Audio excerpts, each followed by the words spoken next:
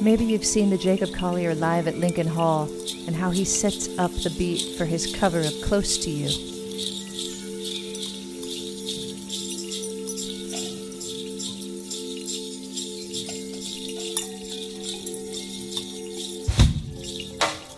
And maybe you've noticed how he drops out the shakers and the tambourine to create this crazy, crazy groove. On the day that you were born, the angels got together out inside it. Yeah, just come true. Today I'd like to show you how you can take a beat like that and turn it into this using a free web app called CYNC.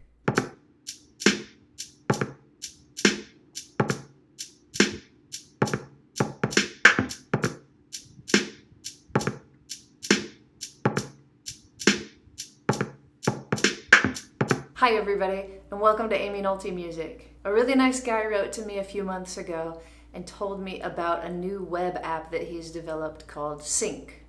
His name is James Rose and he's a really nice dude. He told me that he couldn't offer me any money, but that I should mess around with his app and see what I thought. I messed around.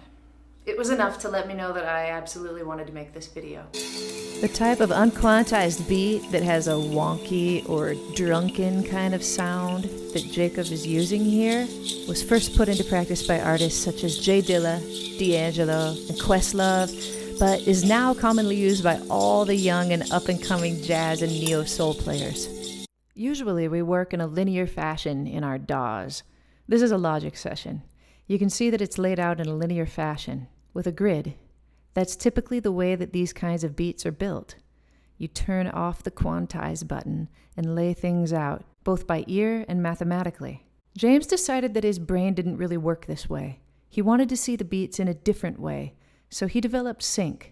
It's a tool that can allow us to explore rhythms and grooves that are difficult to construct linearly, including traditional African, Indian, and Indonesian drum beats that rely on repeating patterns of different lengths. These rely on repeating patterns of different lengths, which can vary in arrangement and timing.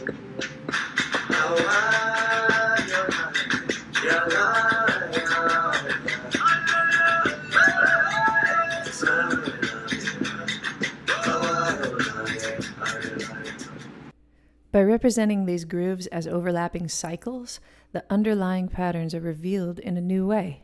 Time signature all of a sudden becomes much more nebulous, and it becomes represented as geometric shapes. When I showed this video to my son Miles, who's 19 and really well-versed in working in Logic and making beats, he thought there was a problem because he couldn't see any subdivisions in the circle. He didn't know where one was. I think that might be a problem for some people. James left it out because he likes the human error that can be created by not exactly knowing where the beats fall. So kind of for that reason, I think this app might not be for everybody, but as I messed around with it and let my 12-year-old play with it, who never does anything like this really, we each came up with some really fun stuff. Dang, that's a lot of layers. That's awesome. I honestly think it depends on what kind of a learner you are or just how your brain works. It's going to be different for everybody. Some people will like it, some people won't like it. I dig it. The slight human error in placement of these dots that CYNC allows and actually encourages really allows you to come up with unique and, crazy lilting kind of beats. Let's actually let James tell us a little bit more about his reasoning for creating the app. The timing, or periodicity, of each concentric circle is a unit fraction of the smallest circle. This way, CYNC offers a more natural structure to rhythm through repetition, rather than through quantization. So even painting with sounds can help spark ideas and discover unique rhythmic relationships. This shift in perspective can be used to explore and experiment with rhythmic nuances, polyrhythms, and syncopation whilst constructing grooves. There are no bar lines, so a downbeat occurs wherever it's felt. Constructing a groove is as simple as dragging and placing one of the 6 colored dots anywhere on the central circle. Each color represents a different sound, so in this instance, the green dot is a hi-hat. If you click and drag the plus symbol in the middle, you can create additional differently sized circles that play at different speeds. The larger, the slower. Between these two functions, you can paint with color, creating grooves through repetition rather than quantization. That's the main goal of this app, so naturally the smallest circle will repeat the most, lending itself perfectly to subdivisions. The outer circle, which repeats a lot less often, is better for structural, long-form rhythms. Let's take, for example, the bit that I made in my attempt to copy Jacob Collier. You can see that my shaker rhythm is in the smallest circle. I've tried to recreate Jacob's shaker rhythm by making a quintuplet swing pattern. Adam Neely explains this well in the video that I've linked above. I think this is one of the main keys to getting that wonky or drunken feel. Because Jacob used some hits with his bass drum and snare that don't happen every measure but only repeat every 4 bars, I needed the outer circle. When I had my friend Rob Araujo come over last week, I showed him this app. He thought it was pretty dope. But he had 2 questions for James. He wanted to know if he could drag his own samples from his own sound libraries into this app and use them instead of the sounds that were already represented by the dots. James's answer to that was no. But it's very easy to click on the download button, which creates a MIDI file, import it into your DAW, and then replace each dot with a sample of your choice. The top 2 colored dots are the low frequency sounds, or the bass and a tom drum.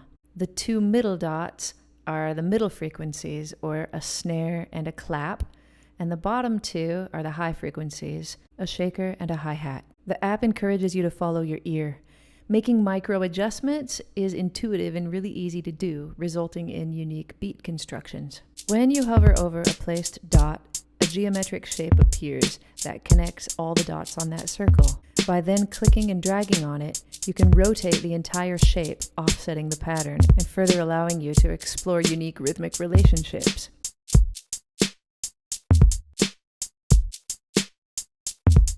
The metronome button allows you to adjust the tempo of the circles.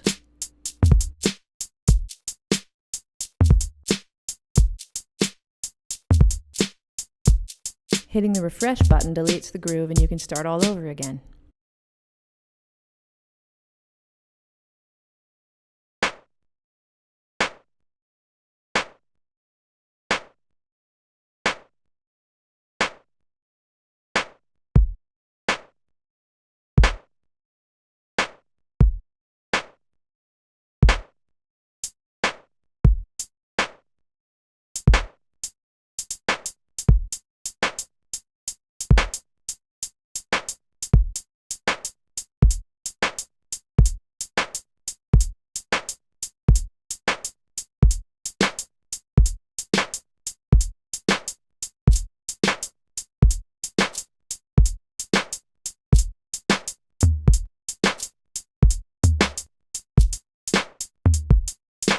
Playing around with the Randomize button can produce some rather interesting results. I'm actually not really a fan of this part. I never really am a fan of doing things in a random fashion, I guess unless it has to do with something in real life and nothing to do with music. But it's a great way to explore and experiment, especially if you don't have any ideas at the moment. If you find something that you like, hit the MIDI download button to download and import into your DAW. Here's a beat that I was messing around with. I apologize, the audio is not great on my screen capture, but I wanted to show you. If you ever want to get rid of a hi-hat, sometimes you might be tempted to drag it back into the line where it came from, but really to get rid of one, you drag it into the center circle. I really like messing around with a hi-hat, trying different things.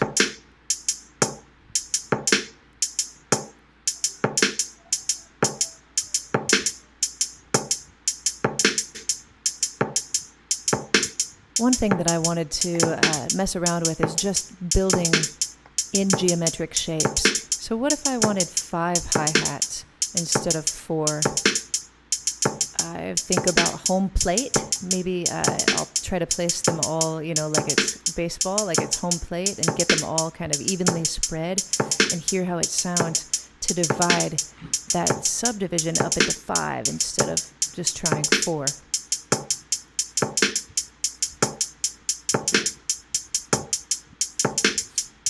Let's get rid of one of those bass drums. Spread them out a little bit more evenly. They don't sound even to me. I like that you can mess around, with the snare drum, because just placing the snare drum either a little bit ahead of the beat or a little bit behind the beat can change everything in a really good way. Let's make another circle.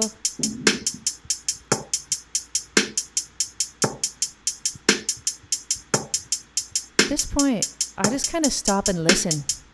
And you can actually use this bar of dots as a place to just play along with your beat and see what sounds good. So I'm messing around with this orange dot that claps until I hear something that I think sounds decent. Or you might decide that you don't even want it at all and what you really need is more kick drum. That's often the case. One of the coolest things about this app is that James isn't trying to make any money from it at all. He simply created something that he thinks people can benefit from using, and he wants them to be able to use it for free. And that's exactly the reason I'm sharing it with you today. It's a new way to look at doing something you've probably already been doing, and it might open up some great new possibilities for you. Thanks for watching Aimee Nolte Music, and I'll see you next time. Also, don't forget to check out my new single, The Loveliest Girl, which has been in the top 10 on the iTunes Jazz charts this week. Woo!